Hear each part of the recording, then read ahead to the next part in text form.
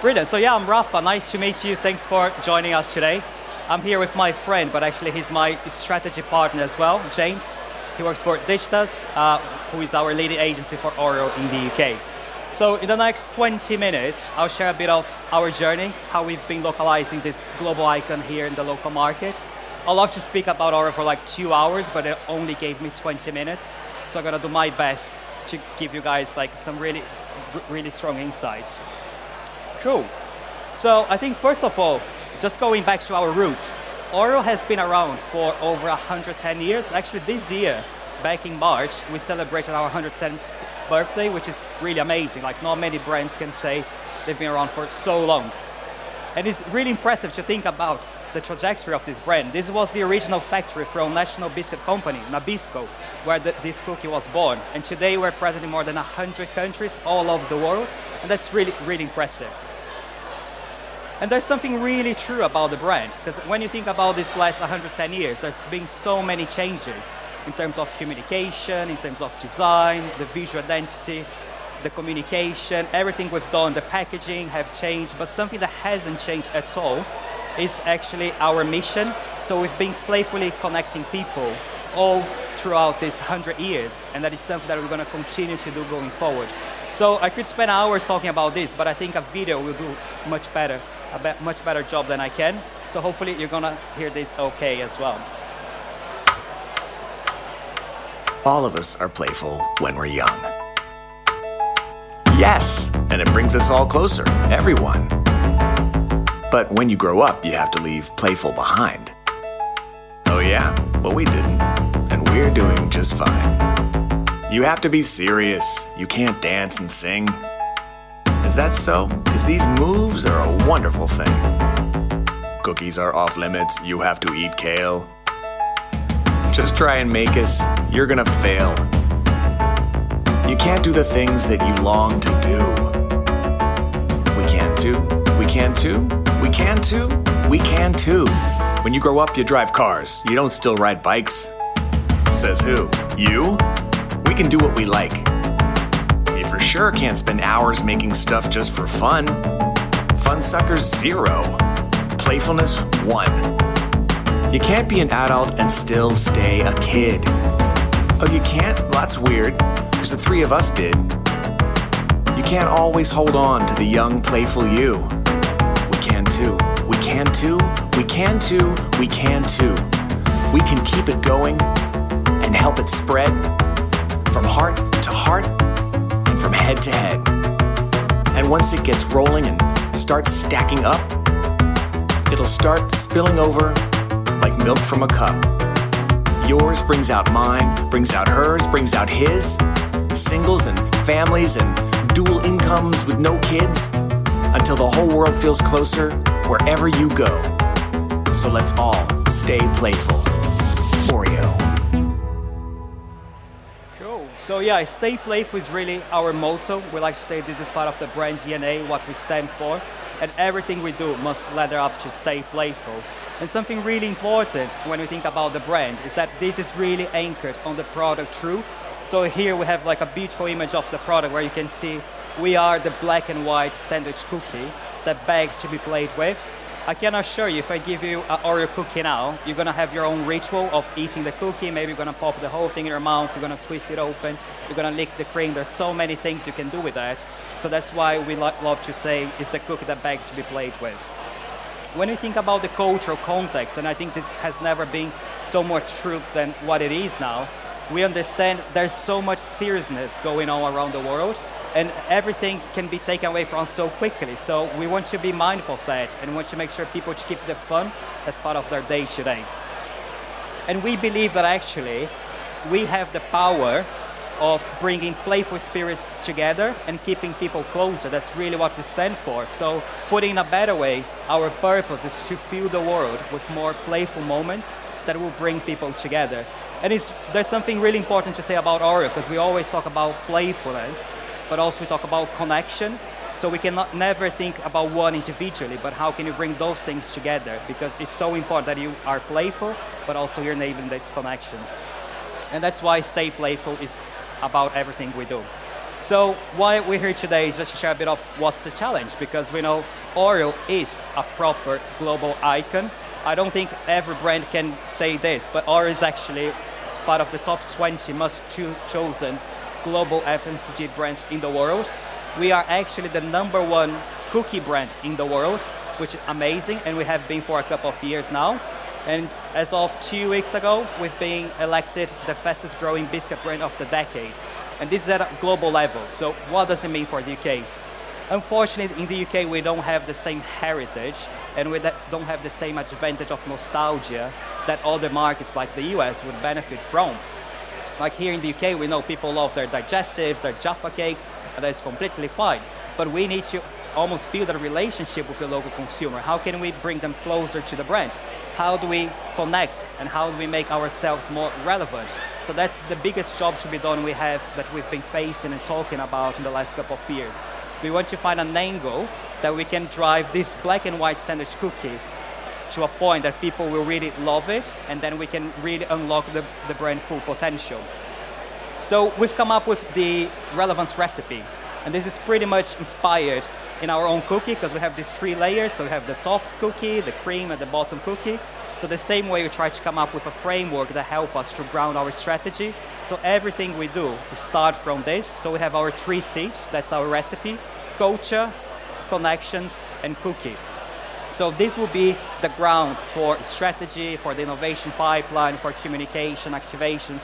All things really start from these 3 C's. So I'm going to hand over to James that will show a few examples how we brought this to life in the last couple of years. Thank you, Rafa.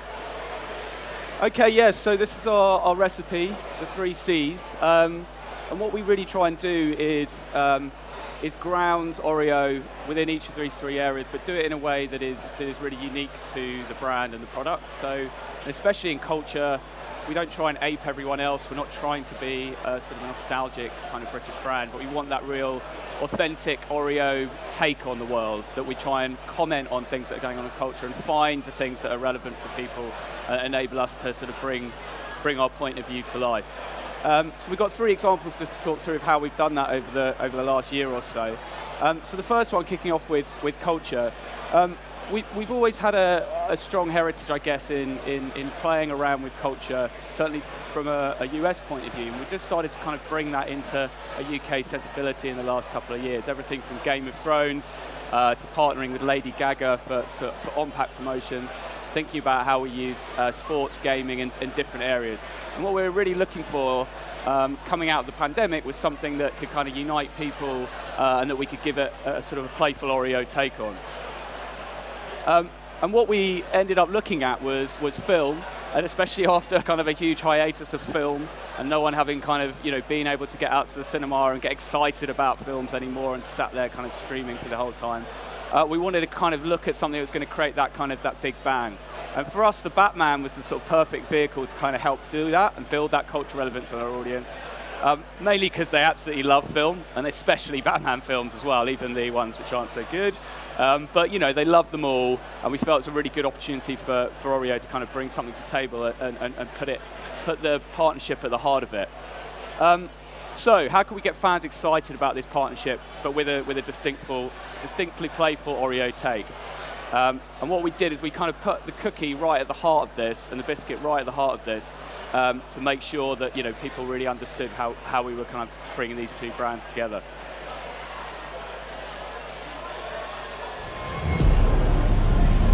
Two icons unite. Who? Have you got a clue? Let's play a game. Just we and you.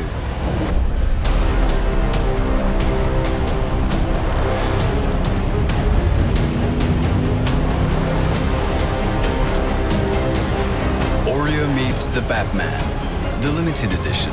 Get your pack for a chance to win. So limited edition embossed Batman biscuits, which everyone loved anyway. It had that kind of darkness to it, the black and white kind of how Oreo brought it to life. but you could get the pack, you could scan, win instant tickets to go and see Batman and different layers of prizes. But what we wanted to really do is take it beyond that and give it a bit of talkability amongst people and get people more interested. So what we did is we started to think about how we could smash those two brands together in a kind of really fun way. So we created some 3D out of home that ran across 5 cities, the Batarang smashing into the Oreo cookie. We created an immersive cinema experience where we took over the Rio cinema, where everyone that kind of went was trying to solve clues from the Riddler. So you were involved in that whole immersive experience as part of the film. And then we were also looking at ways of how we can bring the whole Gotham kind of world to life in a sort of playful Oreo way. So we took over the Standard, the Evening Standard, and made it the Gotham Standard with a 4-page cover wrap, which kind of explored the themes of the film, got people starting to think about the riddles of the film, because that sort of playfulness and playing a game is really kind of part of our brand. Really just to try and drive people in store to scan the special packs and to win. And we had great success. We got a lot of talkability. We got a great brand lift, but ultimately also I think we had a 19% sales uplift on the quarter year on year, and versus the previous promotional period. So we got that kind of cultural talkability, but we had a strong business effect as well. So that's culture. The second part is connections, which is kind of, if one's sort of talking more about talkability, this one's really talking about, how Oreo can actually play a role in kind of people's lives, and especially around friends and family, and actually how it is just quite fun, and it can do something more, and help bring people together. Because that's the kind of part of it with playfulness, is when you just sort of, you just play with each other, you kind of strip away all the adult sort of stuff, you can actually kind of be more yourself and reveal things to each other. You let your guard down a little bit, and we think that's a really strong thing for the brand to play on. So, come summer 21, so this is kind of pre-Batman, but we'd all know we'd had enough of a very serious, last 12 months, a lot of real life, not a lot of kind of playing going on. But what we did also see during that time was this kind of, this huge connection between people, but kind of both virtually, just to try and kind of connect and help kind of release ourselves and have that respite. And a lot of people did that through music. We had kind of things like Club Quarantine, we had people sharing songs, we had people sharing music. And what we also saw there was the old school cassettes had doubled in sales during that time. Obviously off a small base, but like that kind of thing of people rediscovering old music and using it as ways to kind of have some fun, we thought was a really interesting space, especially in kind of music, which is something that we wanted to play in. So as the world started to open up, we wanted to kind of use music to help our audience reconnect with their friends and reconnect with their families. And we thought about how that sort of that tape deck, the cassette thing, had come to life. And actually that's like the original connector, wasn't it? We used to make, well, for those of you who are old enough to remember, used to make tape decks and mixtapes for people and for each other, and having a kind of personalized playlist that would give to somebody would really create that kind of moment of connection. So after seeing that huge interest reignited, we decided to bring it back, but in a kind of unique Oreo way.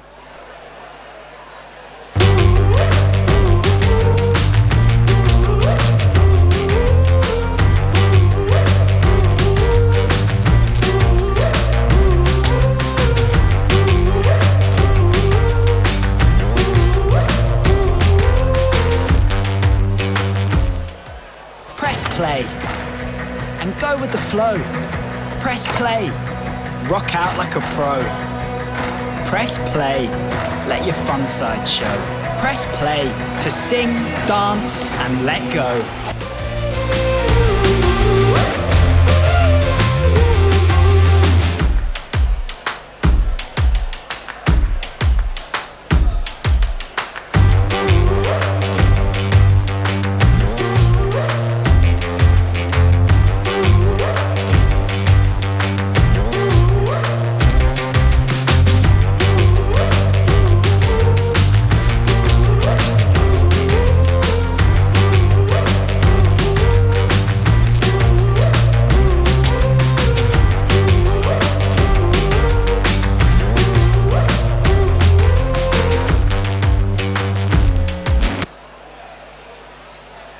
so that's how we did it. We put the experience at the heart of this as well.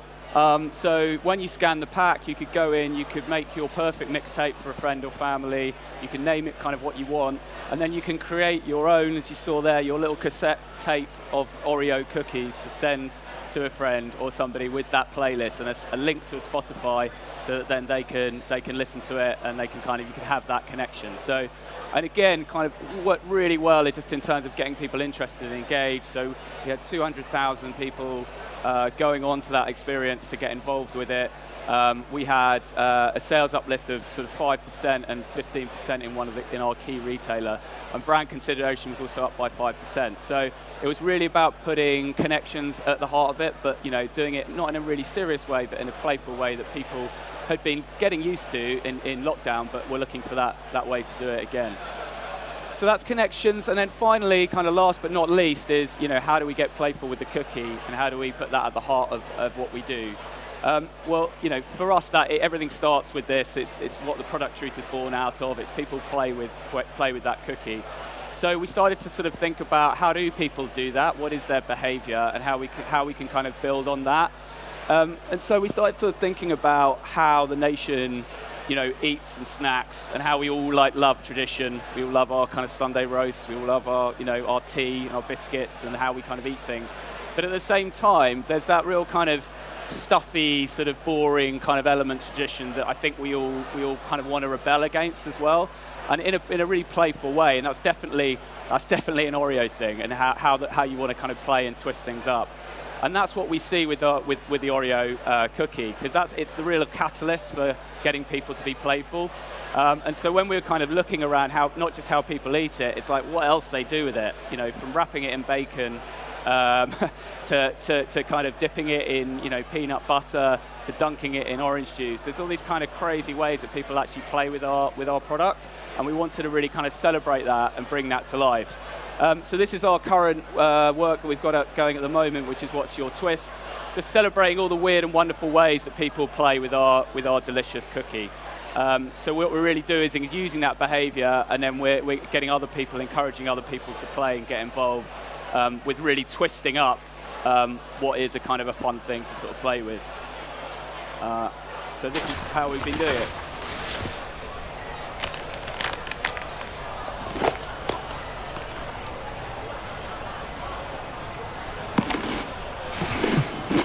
What's your Oreo twist? So we've been out there asking people what their twist is, bringing all that stuff in, sharing it back out there in a kind of inherently social campaign, and then highlighting all those kind of crazy, wonderful ways, and also for your chance to kind of win and get involved.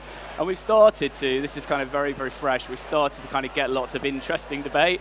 Some might say interesting, some might say disgusting, but that's kind of what makes it great. So, melted cheese tasting good or anything. We started to kind of be a bit playful with the other brands. Specsavers kind of getting involved and saying, are you seeing things straight? Which is obviously kind of a nice play on them. So really kind of getting people to push the boundaries and sort of about what the product is all about. And yeah, this is all live, so we're hoping for strong results again this time, but again, putting our playful take on kind of existing behavior. And that's our relevance recipe. This is what we've done in the last year, and we're looking to push it again this year, really kind of hitting these 3 C's and doing it kind of amping up for 2022. Thanks very much. Great, guys. Thank you so much. I think have we got time for a question? Yes, we've got time for one very quick question. Who in the audience wants to go first? Oh, give me 2 seconds.